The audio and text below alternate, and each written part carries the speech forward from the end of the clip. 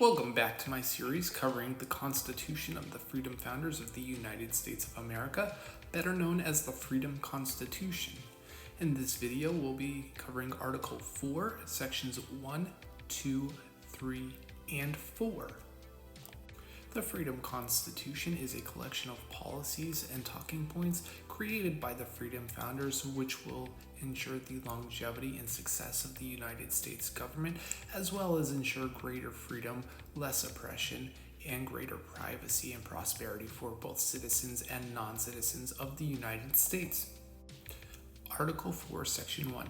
The Intercedent shall have all power to preside over all federal voting, ballot casting, and polling of constituents within the voting districts and territories of the United States, and to act as the intermediary between the aforementioned voting districts and the executive, legislative, and, if applicable, the judiciary pertaining to legislation, orders, appointments, and other government actions, votes, and decisions. Right here we can see this new fourth branch of government's main role is dealing with voting and being the intermediary between voters and the government. It is set up to ensure that the government doesn't get away from what the people want and the people still maintain control over the government instead of the government maintaining control over the people.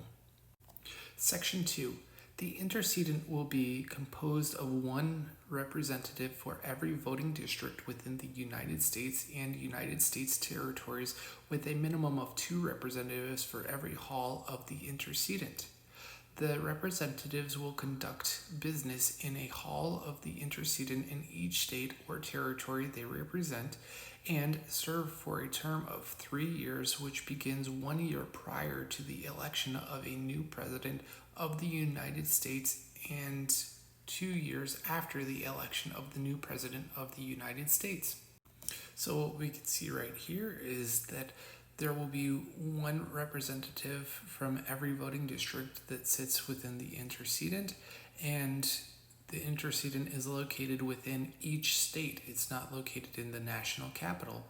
And the Intercedents will serve for a term of 3 years, which is half the presidential term, and they will serve 1 year prior to the presidential election so that they can pull off that presidential election successfully, and then 2 years after the presidential election, the Intercedent will be rechosen to ensure that they also can cover the Senate and congressional elections with a term that ensures fairness and integrity. Section 3. The Intercedent members will have one branch within each state and United States territory where federal voting is permitted, be nominated by the political party that has the lowest number of legislative representatives within the state or territory, be a minimum of 20 years of age, have never served as a politician, government employee, military member, or government contractor of the United States or any other nation, power, or influential think tank or group, not be a member of any named political party, activist group, special interest, or association that opposes or supports any named political party or activism group or any other association with similar conflicts, and be medically capable of fulfilling the duties and obligations of the Intercedent.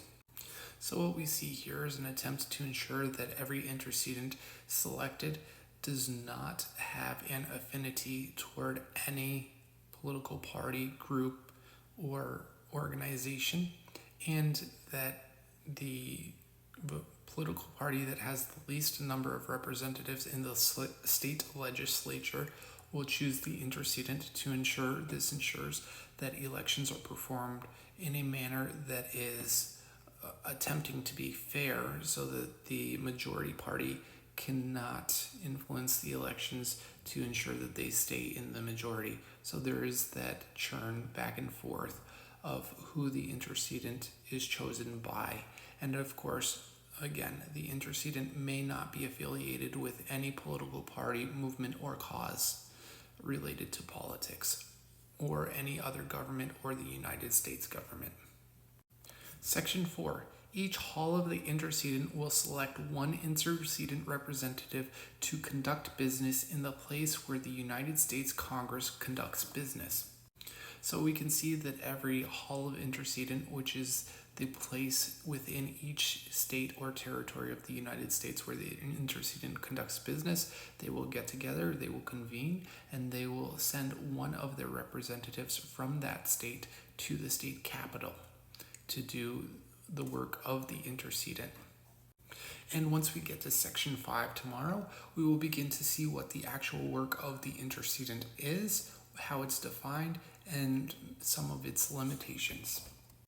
I hope to see you there. Thank you for listening. If you've enjoyed learning about the Freedom Constitution with the official title, Constitution of the Freedom Founders of the United States of America, please make sure you're subscribing, you're tuning in tomorrow, you're listening, you're liking, sharing, you're supporting.